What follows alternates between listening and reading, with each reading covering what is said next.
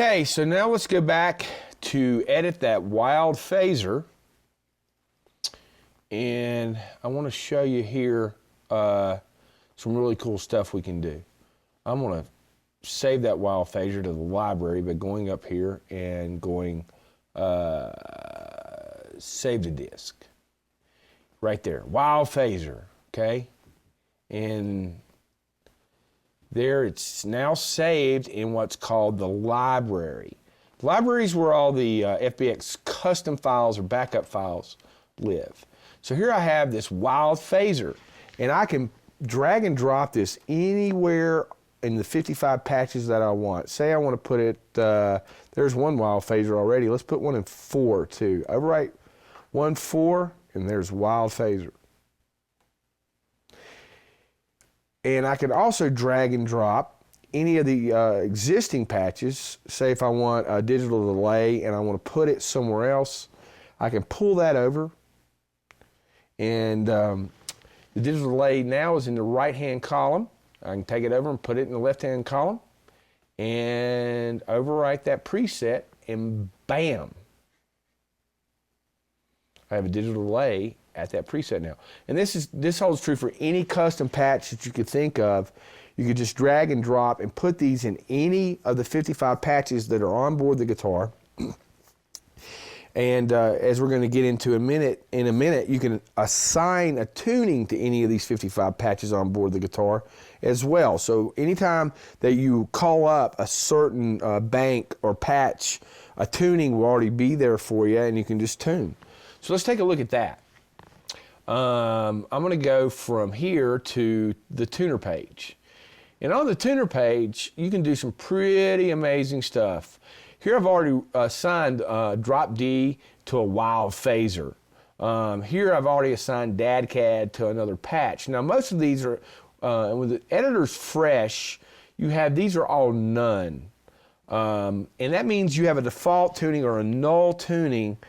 When you select a tuning, it's always going to go back to that tuning. Like if you're refreshing drop D and you go to another bank or patch, unless you've assigned something different there, it's going to refresh that tuning for you. Here I've created something called CAD-DAD. And CAD-DAD is something that I created using the drag and drop method, in which I can put any of these custom tunings anywhere on the guitar. Plus, I can start and go in and actually create these myself by altering any of the tunings any way I want by clicking on the headstock here. I can rename them here to a different letter or a different name, or I can go into the advanced view and get really tweaky and go plus or minus 50 cents, as well as your Hertz reading right here, for any note that you want to. And you just simply drag and drop that after you've done it, this headstock over here or up here, and it's going to overwrite whatever you've done, and it creates a brand new name or a brand new patch tuning to be assigned anywhere you want, to any patch rather. So you have 3 things you're dealing with here. You have your bank, which is the number on the gear shift knob, which you can see right here in every single thing we're doing. You have your switch position, which is your patch position. So you got bank 1, switch 1, or bank 1, patch 1. And then you have an assigned tuning to each one of these. So that's really, really a high degree of control of the guitar that's never been able to be done before. There's some other companies out there that digitally model tunings. We don't. We actually tune the machine head, so you're actually getting the sound of the note. And remember, we're not digitally modeling here. We're using the analog sounds and using DSP and EQs to change the sound. Let's go to your tone knob now. It's actually not a tone knob. It's a 6-band parametric. If you didn't have enough EQ in this thing, here we have the same sort of graphic and dB range as we did in the other EQs. You can assign any band you want to, any dB level you want to, and any of the output degree you want to of the tone knob. You can do the same thing with your volume knob. You can select the points on your volume knob to reflect whatever you might want the tone knob to do. Let's go back into Wild Phaser again here real quick.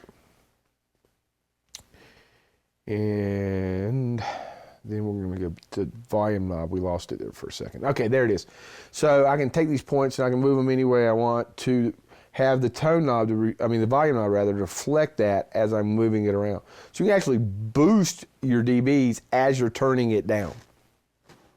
You know, so that's an unusual concept. But you can shape them here. The one in save settings that I call smooth. This is actually like the cross between a Les Paul and one of those F guitars. I can't say the word. I can't bring myself to say that word. Here where you get this kind of response from the Les Paul volume going all the way down to an F guitar. So here we have licks. Now here we've recorded some licks for you. As you can see, they're different styles, different variations of certain genres and things of that nature, where you can click on this. You have to select the G node in your audio MIDI devices on Mac, which we haven't done right here. But when you do, that will play back this audio, and you can go and edit while the loop's playing, so you don't have to play the guitar while you're actually editing some of this stuff. So that's really, really powerful. It frees your hands up and your mind to kind of concentrate on the sound other than the actual playing part of it. So, you know, we've tried to give guitar players an incredible amount of control over the instrument that has never been attainable before. And this technology, once you kind of wrap your head around it and get involved in it, is really simple to use. Look for more stuff in the future from Wildwood and Gibson on the FBX.